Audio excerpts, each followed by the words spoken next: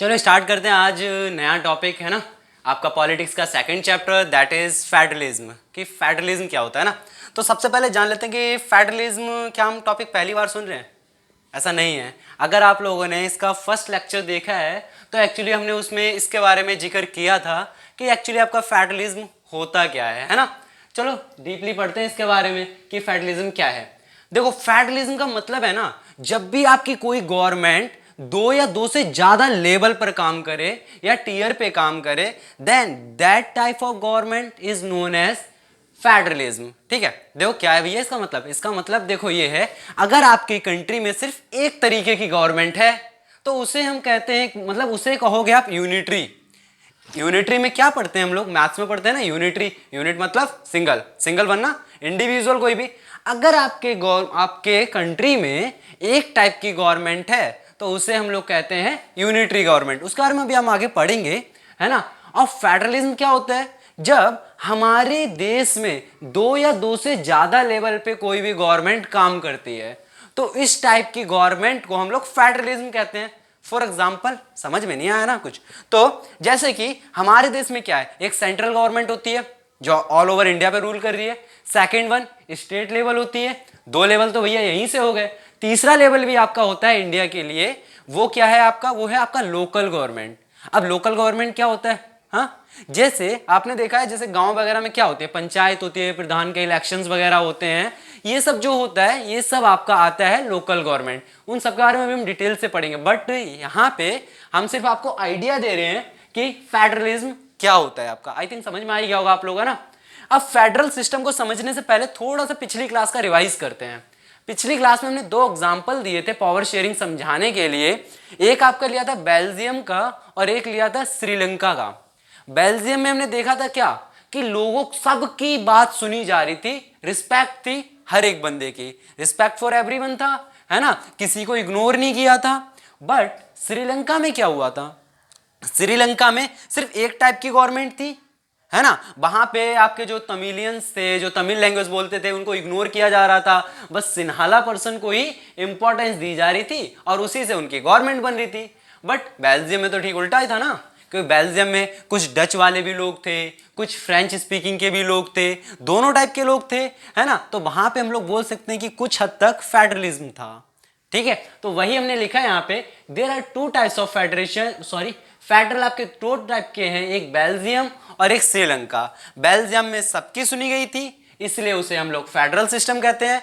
But Sri Lanka में आपकी सिर्फ एक बंदे की सुनी जा रही थी, जो कि आपके कौन थे, सिन्हालास पर्सन ना, सिन्हाला जो बोलते थे, तो इसलिए बोलते हैं हम इसलिए यूनिटरी गवर्नमेंट। ठीक है, अब आगे पढ़ते हैं कि आपके जो फेडरेशन है वो रियल में दो टाइप के होते हैं। देखो क्या लिखा है, coming together federation and second one holding together federation. अब इनका मतलब क्या है भैया, देखो इसको आप मैथ से समझ सकते हो, एक state plus second state plus third state, मतलब धीरे धीरे अगर बहुत सारे स्टेट मिल गए, जैसे हम लोग बचपन से क्या पढ़ते आ रहे हैं, यूनिटी में पावर है भैया, है ना, क्योंकि एक से कुछ नहीं होता, बट एक एक और एक मिलकर 11 हो जाए तो उनसे तो बहुत काम बनता है हमारा। तो वही हमने लिखा है, state plus up to N तक बहुत सारे स्टेट मिलके क्या बनाते हैं, सेंट्रल गवर्नमेंट। जैसे ये एक स्टेट है, ये स्टेट है, ये भी स्टेट है, बहुत सारे स्टेट्स, मैनी स्टेट्स अगर मिलके कोई एक स्टेट बना दे, मतलब सॉरी स्टेट नहीं कंट्री बना देते हैं, तो उसको हम बोलते हैं सेंट्रल गवर्नमेंट। यहां पे देखो स्टेट प्लस स्टेट एरो देके लिखा है क्या, सेंट्रल गवर्नमेंट, है ना। अब होल्डिंग टुगेदर फेडरेशन का मतलब क्या है, कि ठीक इसका उल्टा है। क्या, जैसे कि आपकी कोई भी कंट्री है, कंट्री के अंदर सेंट्रल गवर्नमेंट है, सेंट्रल गवर्नमेंट अगर फर्दर डिवाइड होकर वो अपनी पावर्स को स्टेट्स में डिवाइड कर रही है, दोनों में अंतर समझो क्या है। देखो आपका इसमें क्या हुआ, कमिंग टुगेदर में स्टेट मिलके सेंटर बना रहे थे, है ना, उनकी पावर सेंटर को दी जा रही थी। बट यहां पे क्या हो रहा है, सेंटर तोड़ के वो अपनी पावर स्टेट्स में डिवाइड कर रहे हैं। यहां पे स्टेट मिलके सेंटर बना रहे हैं, वहां पे सेंटर स्टेट्स बना रहा है, दोनों में अंतर है ना। ठीक है, तो आपका कमिंग टुगेदर में देखो तो क्या होगा भैया, देखो स्टेट आपके सेंट्रल बना रहे हैं तो सबको बराबर पावर दी जाती है। जो पावर आपकी सेंट्रल गवर्नमेंट के पास होगी ना, वही पावर आपकी स्टेट गवर्नमेंट के पास भी होगी। ऐसा नहीं है कि भैया आपके पास ज्यादा पावर है हमारे पास कम पावर है। ठीक है, बट होल्डिंग टुगेदर फेडरेशन में क्या है लिखा है ना, C is greater than S, C for central and S for state. तो यहाँ पे भैया सेंट्रल जो है वो आपका स्टेट्स को बना रहा है। फॉर एग्जाम्पल अगर रिलेट करें तो आप अपनी फैमिली से देख सकते हो, जो फादर होते हैं, फादर से क्या होते हैं, बच्चे होते हैं, ठीक है। अब फादर चिल्ड्रंस को बना रहा है तो ऑफ कोर्स पावर किसके पास ज्यादा होगी, फादर के पास ना। तो सेंटर आपका स्टेट्स बना रहा है तो पावर किसके पास ज्यादा होगी, सेंटर के पास, ऑफ कोर्स, है ना। अब एग्जांपल देख लेते हैं क्या है। आप यहां पे देखो कमिंग टुगेदर फेडरेशन में आपका ऑस्ट्रेलिया हो गया, यूएस हो गया, इन सब में ये वाला सिस्टम फॉलो होता है। बट होल्डिंग टुगेदर में क्या होता है, जैसे हमारा इंडिया, इसका सबसे अच्छा एग्जांपल है इंडिया। इंडिया में आप देखो सेंट्रल गवर्नमेंट के हिसाब से पावर मिलती है ना स्टेट को, है ना। खुद सोचो हर जगह चलती किसकी है कि भैया स्टेट गवर्नमेंट वाले को अगर आपको बिल पास कराना है या कोई भी मान लो लोन चाहिए या अपने स्टेट्स के लिए कुछ पैसे चाहिए या कुछ भी करना है तो वो सेंट्रल गवर्नमेंट की परमिशन लेते हैं। फॉर एग्जांपल अभी देख लो, अभी जैसे कि दिल्ली में केजरीवाल है तो केजरीवाल ने क्या बोला था, कि भैया हम चाहते हैं दिल्ली में लॉकडाउन लग जाए दोबारा से, तो उन्हें सेंट्रल गवर्नमेंट को क्या भेजा था, अपना प्रपोजल दिया था ना, क्योंकि अगर सेंट्रल गवर्नमेंट अलाउ नहीं करेगी तो आप स्टेट में वो काम नहीं कर सकते, ठीक है। तो आई थिंक इसका बेस्ट एग्जांपल था, आप लोगों को समझ में आ गया। अब बात करते हैं इंडिया की। ये तो आपका पूरे ऑल ओवर द वर्ल्ड की बात चल रही थी कि फेडरलिज्म होता क्या है, फेडरेशन क्या है, इन सब की बात चल रही थी, है ना। अब बात करते हैं अगर इंडिया में फेडरल सिस्टम कैसे होता है। इंडिया एक फेडरल कंट्री है, बट कैसे कैसे है ये, तो आप देखो, पता है आपको, पहले जब हमारा देश आजाद हुआ था तो इंडिया में सिर्फ 2 लेवल हुआ करते थे। अब 2 लेवल का मतलब क्या है भैया, सेंट्रल गवर्नमेंट और स्टेट गवर्नमेंट। मतलब गांव वगैरह में इलेक्शंस वगैरह नहीं होते थे, प्रधान, पंचायत, ये सब पहले नहीं होता था, बिल्कुल भी नहीं। लेकिन बाद में क्या हुआ, जैसे लिखा है ना, but now India has 3 level. आप अब जानते हो इंडिया में 3 लेवल हैं, सेंट्रल गवर्नमेंट, स्टेट गवर्नमेंट, उसके बाद आप जानते हो गांव में पंचायत वगैरह है ना। बस एक क्वेश्चन उठता है ना दिमाग में, गांव में अगर पंचायत है तो शहर में क्या होगा, सोचो, है ना। तो शहर में आपका होता है म्युनिसिपैलिटीज, म्युनिसिपैलिटीज, ठीक है। तो आप लोगों को क्लियर हो ही गया होगा ना। दैट्स, आगे बढ़ते हैं कि firstly India have 2 level, I explained it, मैंने समझा दिया इसको, है ना। बट अभी कितने हैं, 3 लेवल है, थर्ड वन है आपका लोकल गवर्नमेंट, ठीक है। अब बात करते हैं कि हमारे देश में जो है पावर्स को बांटा तो गया है, उनके टाइप्स क्या हैं, किस हिसाब से पावर को बांटा गया है, ठीक है। तो देखो डिस्ट्रीब्यूशन ऑफ लेजिस्लेटिव पावर, ये डिस्ट्रीब्यूशन का मतलब तो समझ में आया कि बांटना होता है, पावर का मतलब भी पता है कि हमारे पास ताकत होनी चाहिए, बट लेजिस्लेटिव का क्या मतलब है यार, है ना। लेजिस्लेटिव का आपका मतलब है सिंपली कि आपके पास वो पावर होनी चाहिए कि आप लॉज बना सको, आपको हक दिया जाए, आपको अधिकार दिया जाए कि आप जो चाहो वो लॉ बना सको, उसको हम रियल में बोलते हैं लेजिस्लेटिव, ठीक है। बट इसको मैंने और अच्छे से एक्सप्लेन किया था लास्ट चैप्टर में, क्योंकि आपका ये पावर जो है लॉज बनाने का, ये आपका किसके अंदर आता था, हाँ 3 चीजें बताई थी हमने आपका, एक legislature, second one is executive, third one is judiciary, इन तीनों के बारे में एक्सप्लेन किया था।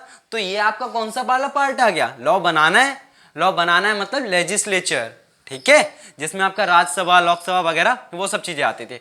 अब जरा इनके डिपार्टमेंट्स की बात कर लेते हैं कि रियल में पावर कैसे डिस्ट्रीब्यूट होती है, इन सब में क्या होता है। आपकी union list, state and concurrent, ये 3 टाइप में आपका डिवाइड हुआ है according to your text book, आपके टेक्स्ट बुक्स के हिसाब से 3 पार्ट में डिवाइड है। अब देखो भैया यूनियन लिस्ट में क्या क्या आता है। यूनियन में आपका डिफेंस, डिफेंस बोले तो आपका आर्मी हो गया, ठीक है, ये सारी चीजें जो हो गई ना, ये सब आपका यूनियन लिस्ट में आता है। अब स्टेट वाले में क्या आता है, स्टेट क्या क्या कर सकता है, आपकी पुलिस देखो किसी भी डिपार्टमेंट की, वो एक स्टेट के अंडर होती है ना, क्या मिलिट्री या फौज किसी स्टेट्स के अंदर होती है, किसी स्टेट के लिए नहीं, है ना। तो आपकी स्टेट के अंदर पुलिस वगैरह आती है, ठीक है। और कंकरेंट में क्या होता है, कंकरेंट में ऐसी चीजें आती है जो पूरे देश पे इनका फर्क पड़े। फॉर एग्जाम्पल एजुकेशन, एजुकेशन में क्या ये रूल है क्या कि बंदा अगर यूपी से पढ़ रहा है तो वो यूपी में ही जॉब करेगा या उसका करियर यूपी में ही फिक्स है, नहीं ना, खुद सोचो ना, ऑल ओवर द इंडिया है, ठीक है। तो आपका वो डिपार्टमेंट कंकरेंट में आता है। यूनियन में देखो और क्या क्या आता है आपका, है ना, तीनों का आइडिया लग गया होगा, आप डिटेल से थोड़ा पढ़ लेते हैं। यूनियन में आपका डिफेंस, फिनांस, है ना, एक्चुअली तो फाइनेंस बोलते हैं रियल में सब लोग, है ना, तो वैसे तो फिनांस होता है, डिफेंस, फिनांस एंड रेलवे, ये तीनों आपके यूनियन लिस्ट में आते हैं। बट स्टेट में आपका क्या क्या आता है, पुलिस हो गया, या आपको स्टेट में कुछ भी चीज बैन करनी है, है ना, बैन करनी है तो भी वो स्टेट गवर्नमेंट के अंडर ही आता है। एग्जाम्पल ले लो, जैसे कि अभी अल्कोहल के ऊपर बहुत वो हुआ था कि अल्कोहल हमें बैन कर देनी है ना, तो बट उस पर बहुत सारे स्ट्राइक्स वगैरह भी हुए थे, बहुत सारा वो हुआ था, बट वो स्टेट के अंदर था कि वो उसे बैन कर सकते हैं, वो उसके राइट में है। ठीक है, कंकरेंट में आपका क्या होता है, इसमें आपका डिसीजन सेंट्रल और स्टेट दोनों की एडवाइस लेके लिया जाता है कि सेंट्रल वाले की भी सुनी जाएगी, स्टेट वाले की। बट यहां पे तो थोड़ा सा गड़बड़ हो रहा है। मान लो सेंट्रल वाला जा रहा है इस डायरेक्शन में, स्टेट वाला जा रहा है इस डायरेक्शन, मतलब दोनों के अपोजिट अपोजिट मत हैं, एडवाइस अलग है, तो किसकी सुनी जाएगी? आप जानते हो भैया, सेंटर तो सेंटर है, तो सेंटर की सुनी जाएगी, वही लिखा है। But C is greater than S, अगर दोनों के पॉइंट कॉन्ट्राडिक्ट करते हैं आपके, तो हम लोग सेंट्रल गवर्नमेंट की बात मानते हैं। ठीक है, यूनियन में कोई भी डिसीजन सेंट्रल लेता है, स्टेट वाले में तो स्टेट लेगा ही, कंकरेंट में दोनों का अर्थ होता है, बट सेंटर के पास ज्यादा पावर होती है। ठीक है, यहीं पे पढ़ा था ना हमने कि होल्डिंग टुगेदर फेडरेशन, ये आपका किसके अंदर आता है? सेंटर जो है बड़ा होता है ना स्टेट से। ठीक है, अब बात करते हैं, क्या इंडिया में सारे स्टेट्स के पास सेम पावर है? नहीं ना, आप खुद सोचो ना, आए दिन न्यूज में आता रहता है कि जम्मू कश्मीर जो है उसके पास कुछ एक्स्ट्रा राइट्स हैं, या एक्स्ट्रा उसके मतलब बहुत सारे वो चीजें, बेनिफिट्स हैं, लॉस भी हैं, बहुत सारी चीजें ना, कि अक्सर लड़ाइयाँ होती रहती हैं। तो वही लिखा है, all states do not have same power, सारी स्टेट्स के पास आपकी सेम पावर नहीं है। For example Jammu and Kashmir, Jammu and Kashmir इसका बहुत बढ़िया एग्जाम्पल है। ठीक है, तो ये चीज क्लियर होगी ना। अब मान लो आपके पास कुछ ऐसी कंडीशन पड़ती है कि आप चाहते हो कि मैं लॉ में थोड़ा सा चेंज करूं, लॉ में थोड़ा सा चेंज होना चाहिए, अगर आप चाहते हो तो उसके लिए क्या क्या पॉसिबिलिटीज हैं कि हम कैसे लॉ में चेंज कर सकते हैं। उसके लिए आपका क्या लिखा है हमने, देखो 2/3 majority of Lok Sabha and Rajya Sabha, अगर आपके जितने भी बंदे हैं लोकसभा और राज्यसभा में, उनका 2/3 जो बंदे हैं, 2/3 है ना, उतने बंदे अगर आपके सपोर्ट में हैं कि हाँ लॉ चेंज होना चाहिए, तो वो लॉ आपका चेंज हो सकता है। ठीक है, बट इसमें क्या ये है, मान लो इसमें दंगे होने लग गए, है ना, मान लो लोगों को प्रॉब्लम्स क्रिएट होने लग गई, तो क्या होगा? तो यहाँ पे जुडिशरी लेवल को आना पड़ेगा ना। जुडिशरी मतलब क्या है, लास्ट लेक्चर में एक्सप्लेन किया था हमने कि आपका जुडिशरी का मतलब होता है जैसे सुप्रीम कोर्ट हो गए, हाई कोर्ट हो गए, डिस्ट्रिक्ट कोर्ट, जो आपका मतलब क्या करते हैं, जो डिसीजंस लेते हैं, जो किसी के साथ जजमेंट करते हैं, जो चाह मतलब सब कुछ देखते हैं कि आपका देश में शांति बनी रहे, उन सबको जो करते हैं वो सब आपका किस में आता है? जुडिशरी फेस में। तो जुडिशरी के पास राइट है कि वो यहाँ पे इंटरफेयर कर सकता है, जुडिशरी कैन ऑल्सो इंटरफेयर। ठीक है, अब हमने ये तो देख लिया कि इंडिया आपका फेडरल कंट्री की तरह एक्ट करता है, बट कैसे करता है?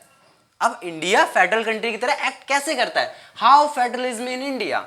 देखो इसमें आपके 3 बेसिस पे इसको डिवाइड किया है। सबसे पहला लिंग्विस्टिक स्टेट। लिंग्विस्टिक स्टेट क्या है? लिंग्विस्टिक स्टेट का मतलब है जब हमारा देश आजाद हुआ था, फिर हम लोगों ने कुछ स्टेट मतलब सॉरी उनके लैंग्वेज को लेके, उनके कल्चर को लेके, उनके रिलीजन को लेके हमने स्टेट्स में डिवाइड कर दिया था।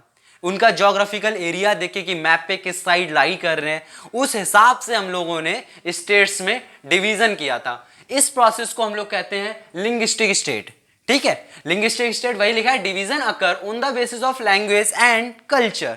लैंग्वेज और कल्चर के बेसिस पे जो डिवीजन हो रहा था that is called linguistic state, है ना। Second one language. यहां पे आप लोगों को देखो एक सॉलिड सी न्यूज मिलने वाली है, पता है आपको क्या? हाँ, आप लोग आज तक क्या पढ़ते आ रहे हो? हिंदी हमारी राष्ट्रीय भाषा है, but actually that's not completely true. ये कंप्लीटली ट्रू नहीं है आपका। कैसे? देखो एक बात बताओ, हर एक देश में मतलब हर एक स्टेट में इंडिया में इतनी सारी लैंग्वेजेस हैं, अगर किसी को मतलब हम नेशनल लैंग्वेज बोल देंगे, क्या दूसरे स्टेट वाले इस पे सवाल नहीं उठाएंगे?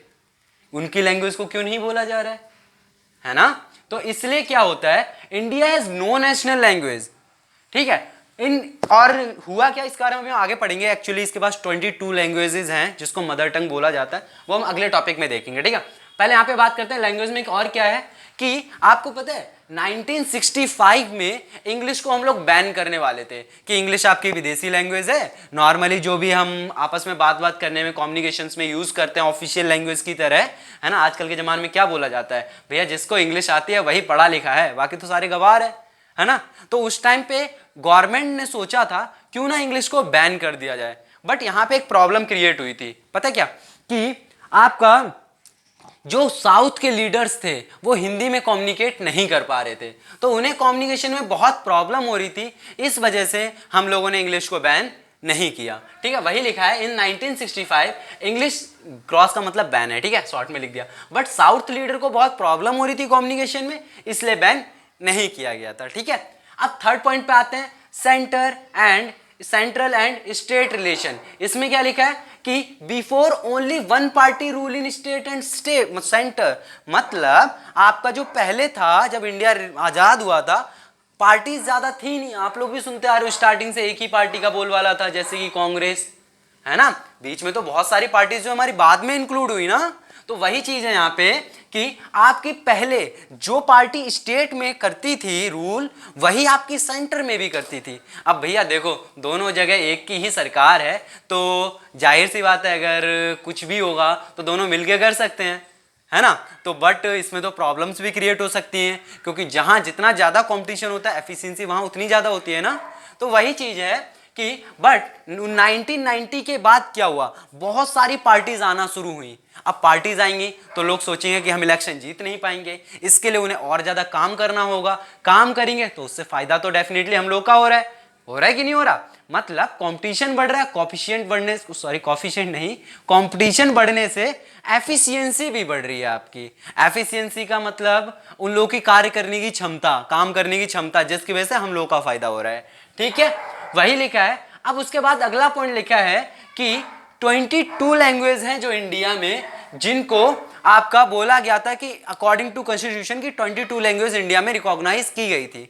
बट 1991 के बाद क्या हुआ पता है आपको, 1500 लैंग्वेज, 1500 लैंग्वेज को बोला गया था भैया ये मदर टंग की तरह एक्ट करेंगी आपकी। 1500 लैंग्वेज, लिस्ट पूरी दी हुई है आपके एनसीईआरटी में, ये 22 लैंग्वेजेस के आप लोग देख सकते हो। ठीक है, तो ये आप लोगों को क्लियर हो ही गया होगा ना। वही लिखा है 22 language recognise in India but after 1991 greater than 1500, मतलब मोर देन 1500 लैंग्वेज, मतलब दैट इज मदर टंग। ठीक है, उनको आपका रिकॉग्नाइज किया गया था। अब लास्ट टॉपिक बात करते हैं, डिसेंट्रलाइजेशन इन इंडिया।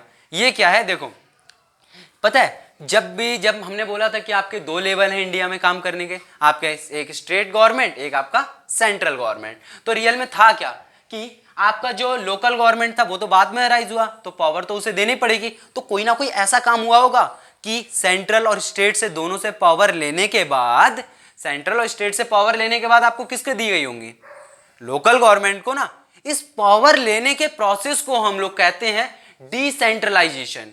वही लिखा है देखो, power given to local government from central and state government. इस प्रोसेस को हम लोग क्या कहते हैं, डिसेंट्रलाइजेशन। ठीक है, अब फिर 1992 में क्या हुआ, थर्ड लेवल राइज हो गया, that is called local government, है ना, जिसे हम क्या कहते हैं, लोकल गवर्नमेंट। अब लोकल गवर्नमेंट आपके दो बेसिस पे हो सकते हैं भैया, या तो आपका रूरल होगा या आपका अर्बन होगा। रूरल बोले तो गांव वाला एरिया, अर्बन बोले तो शहर। हम पहले एक्सप्लेन कर चुके हैं, रूरल में क्या होता है, आपकी पंचायत वगैरह होती है। पंचायत को क्या करते हैं ना, जब बहुत सारी पंचायत समिति को मिला देते हैं तो आपका एक जिला परिषद बनता है। वही लिखा है पंचायत को जिला परिषद, उसके ब्रैकेट में ग्रुप ऑफ पंचायत समिति। ठीक है, कि ग्रुप ऑफ पंचायत समिति मिलाने के बाद